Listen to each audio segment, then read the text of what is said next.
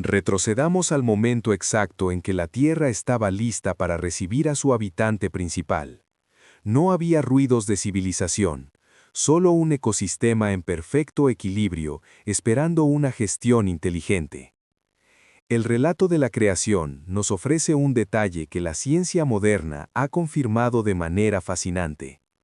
En Génesis 2:7 se menciona que Dios formó al hombre del polvo del suelo.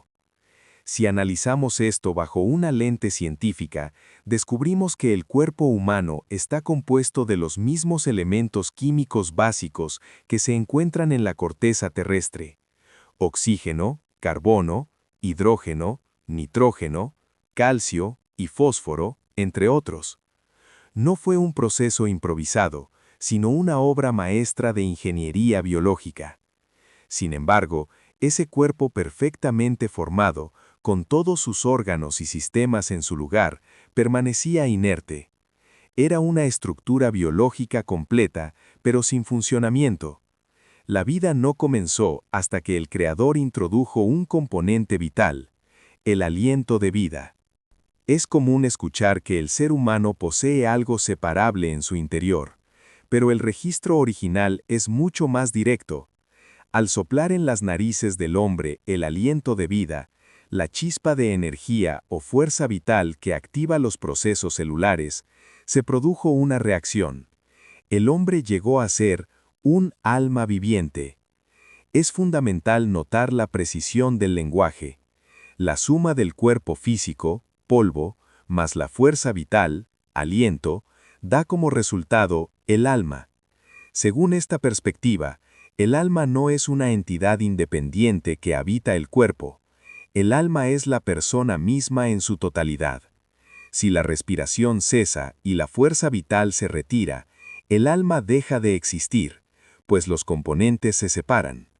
Adán, por tanto, era una unidad biológica y consciente, diseñada para interactuar plenamente con el mundo físico. Este diseño original nos muestra cuán valiosa es la vida y con qué precisión fue planeada. Si te parece interesante descubrir estos detalles desde una perspectiva clara y lógica, te invitamos a que le des un me gusta al video. Tu apoyo es fundamental para que este contenido llegue a más personas. Y si quieres seguir explorando la historia de nuestros orígenes, suscríbete y activa las notificaciones. Continuemos con el propósito de esta creación. Un concepto que suele generar dudas es si Adán era inmortal. Técnicamente, la respuesta es no. Existe una diferencia marcada entre la eternidad y la inmortalidad. La inmortalidad es un don de vida inherente que no puede ser destruido y que no depende de nada externo. Es una cualidad que solo Dios posee por naturaleza. Adán, por otro lado, fue diseñado para disfrutar de vida eterna, pero de forma condicionada. Su cuerpo era perfecto y no tenía el error genético que produce el envejecimiento, pero su vida dependía de factores externos. Necesitaba alimentarse, beber agua y, sobre todo, mantener una relación de obediencia con su Creador.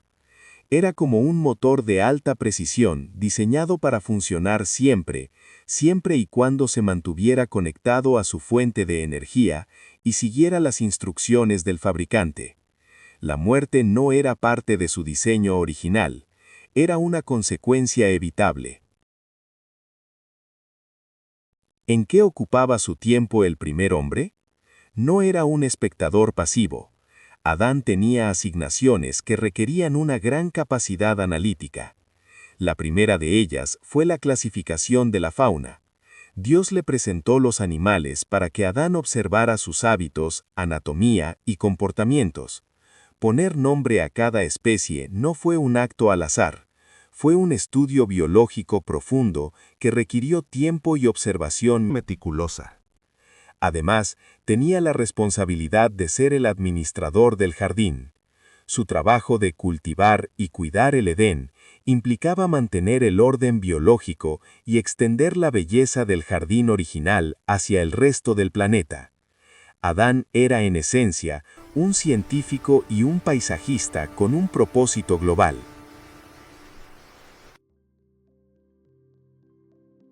Más tarde, Dios completó este arreglo creando a la mujer de una parte del mismo Adán, asegurando que fueran de la misma naturaleza y compartieran la misma dignidad y misión: llenar la tierra y convertirla en un hogar perfecto para su descendencia.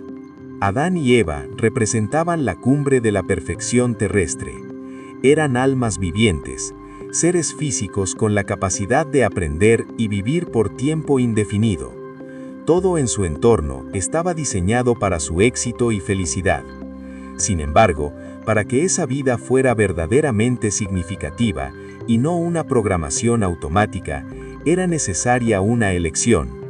En nuestro próximo encuentro, nos adentraremos en el corazón del jardín para analizar los dos árboles simbólicos.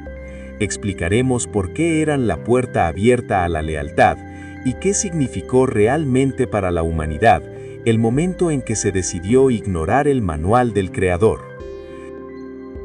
Pregunta para los comentarios.